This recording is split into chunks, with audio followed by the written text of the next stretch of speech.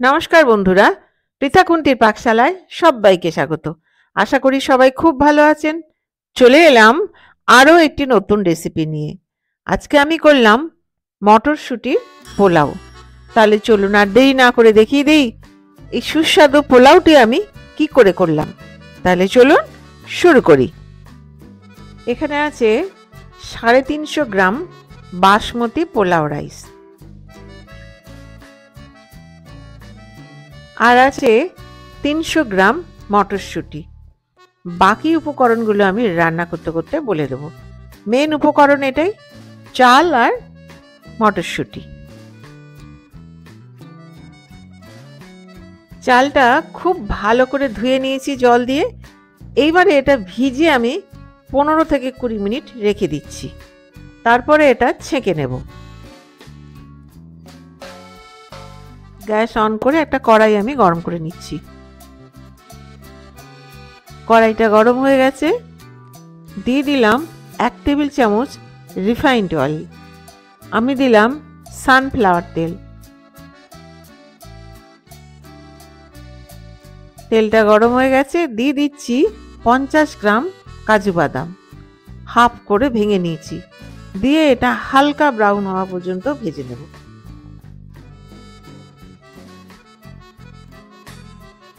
কাজু বাদামটা হালকা ব্রাউন হয়ে গেছে, এবার একটা বাটিতে তুলে রেখে দিলাম।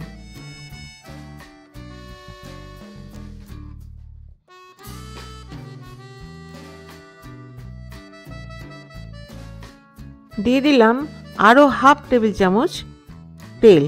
আমি দিলাম সানফ্লাওয়ার অয়েল, আর দিয়ে দিচ্ছি 1 চা চামচ ঘি, ভর্তি 1 চা চামচ ঘি। কেউ ইচ্ছে করলে আরও বেশি ঘি দিতে পারে তাদের পছন্দ অনুযায়ী।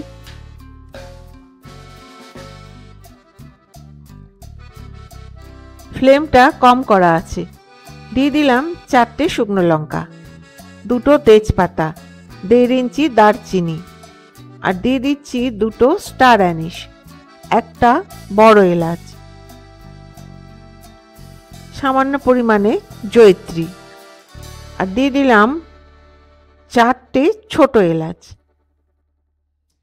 এবারে দিয়ে দিচ্ছি 20টা গোলমরিচ, আর দিয়ে দিলাম হাফ চা চামচ শাহি জিরা।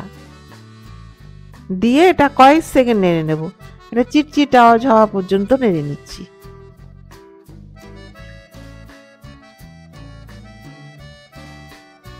দিয়ে দিলাম 4টে মাঝারি সাইজের পেঁয়াজ কুচোনো। দিয়ে এটা 2 থেকে 3 মিনিট আমি নেড়ে নিচ্ছি। খুব বেশি ভাজার দরকার নেই, হালকা ভাজা হলেই হবে।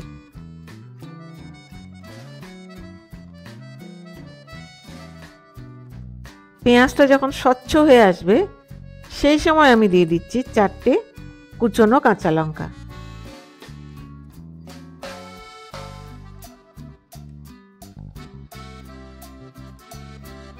এটা হালকা ভাজা হয়ে গেছে, দিয়ে দিলাম একটা মাঝারি সাইজের টমেটোর টুকরো।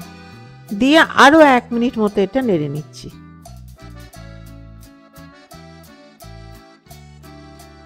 দিয়ে দিলাম 1.5 চা চামচ আদা বাটা।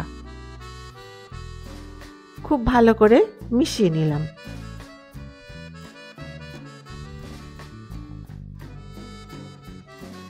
এবারে দিয়ে দিলাম মটরশুঁটি। মটরশুঁটিটা দিয়ে 2 থেকে 3 মিনিট নেড়ে নেব। খুব বেশি নেড়ে নেওয়ার দরকার নেই।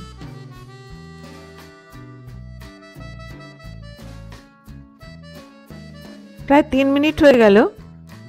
এবারে দিয়ে দিলাম আমি ক্রাশড ধনে। দিয়ে আরও 1 মিনিট এটা খুব ভালো করে মিশিয়ে নিচ্ছি।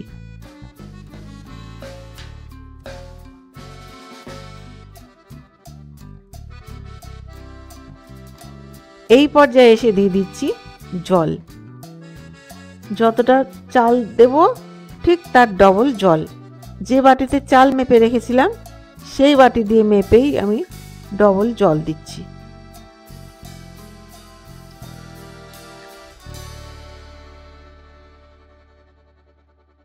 দিয়ে খুব ভালো করে নেড়ে নেব। এবারে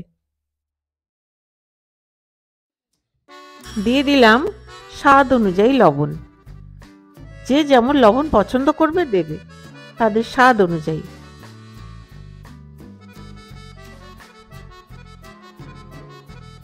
ব্যালেন্স করার জন্য দিয়ে দিলাম 1/3 চামচ চিনি।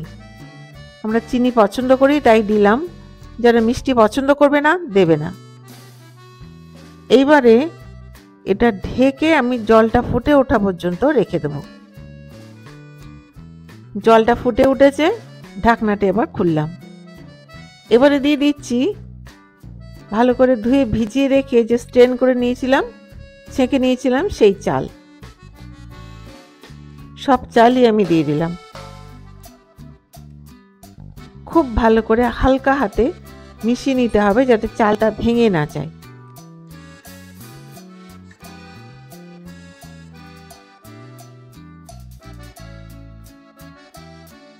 এবারে ঢেকে হাই ফ্লেমে আমি 4 মিনিট ফুটিয়ে নেব। 4 মিনিট হয়ে গেল, ঢাকনাটা খুললাম। একটু নেড়ে নিচ্ছি হালকা করে। মনে রাখবে পোলাও যখন নাড়বে তখন সাইড থেকে নাড়তে হয়, মাঝখান থেকে শুরু করতে হয় না। এইবারে এই যে জল জল আছে দেখো, শুকায়নি তো, জলটা আছেই। এই জলটা একটু টেস্ট করে নিতে হবে যে লবণটা কতটা আছে। যদি একটু বেশি থাকে তাহলে বুঝবে যে একদম ঠিকঠাক হবে, ভাতটা হয়ে গেলে ঠিকঠাক হবে, আর লবণ দিতে হবে না।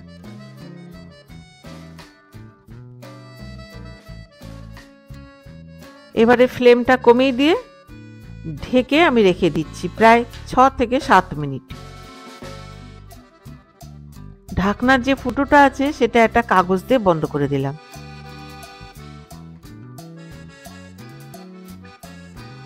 লো ফ্লেমে প্রায় 7 মিনিট হয়ে গেল, ঢাকনাটা খুললাম।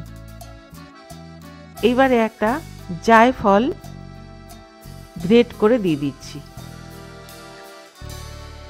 কতটা দেবো, এটা 8 ভাগের 1 ভাগ, মানে একটা গোটা জায়ফল 8টা ভাগ করলে যতটুকু টুকরো হয় ঠিক ততটুকুই কিন্তু দিলাম।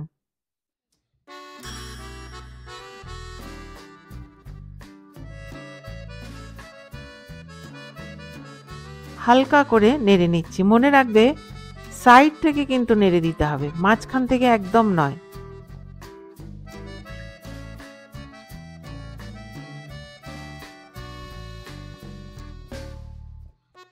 দেখে নিচ্ছি কতটা সেদ্ধ হলো। একটু বাকি আছে, খুব সামান্য। এটা কিন্তু এই গরমেই হয়ে যাবে, এটা প্রায় হয়েই গেছে।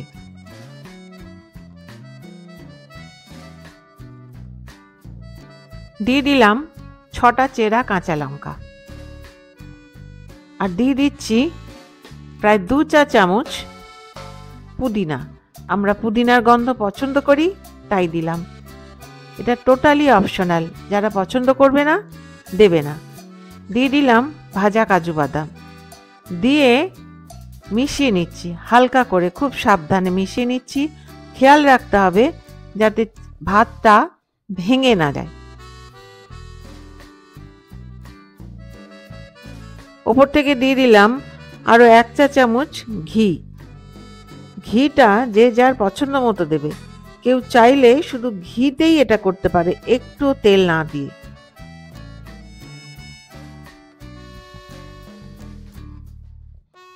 এইবারে এটা ঢেকে লো ফ্লেমে আমি 2 মিনিট রেখে দিচ্ছি।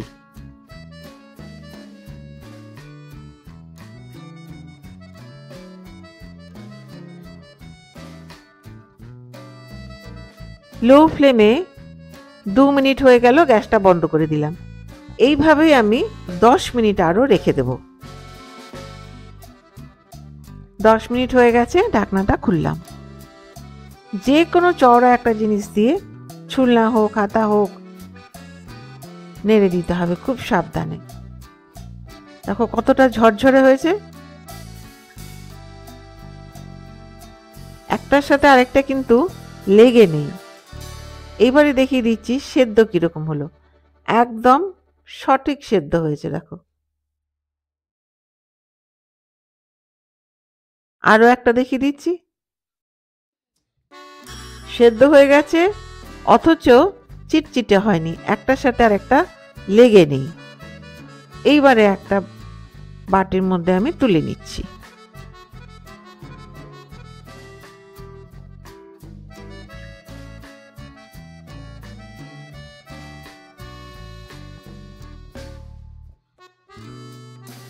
তাহলে বন্ধুরা তৈরি মটরশুঁটির পোলাও।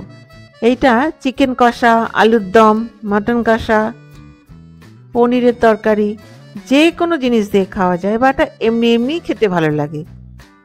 এটা ওয়ান পট রাইস ডিশও বলা যেতে পারে। আজকে আমি এটা সার্ভ করলাম নিরামিষ আলুর দম দিয়ে। আলুর দমের এই গ্রেভিটা দিয়ে পোলাওটা খেতে কিন্তু বেশ ভালো লাগে। আর এই আলুর দমের রেসিপির লিঙ্কটা আমি ডেসক্রিপশন বক্সে দিয়ে দেব। তাহলে আমার এই ভিডিওটি যদি ভালো লেগে থাকে তাহলে প্লিজ সাবস্ক্রাইব করবেন, give a thumbs up, share, আর হ্যাঁ, পাশে থাকা বেল আইকনটি প্রেস করতে ভুলবেন না, যাতে আমার ভিডিও নোটিফিকেশনগুলো সবার আগে আপনার কাছে পৌঁছে যায়। আপনারা বাড়িতে করুন, খান, আর আমাকে কমেন্ট করে জানান কেমন লাগলো। তাহলে দেখা হচ্ছে আরেকটি নতুন রেসিপি নিয়ে। আর আমার এই ভিডিওটি শেষ পর্যন্ত দেখবার জন্য ধন্যবাদ। ভালো থাকবেন, সুস্থ থাকবেন।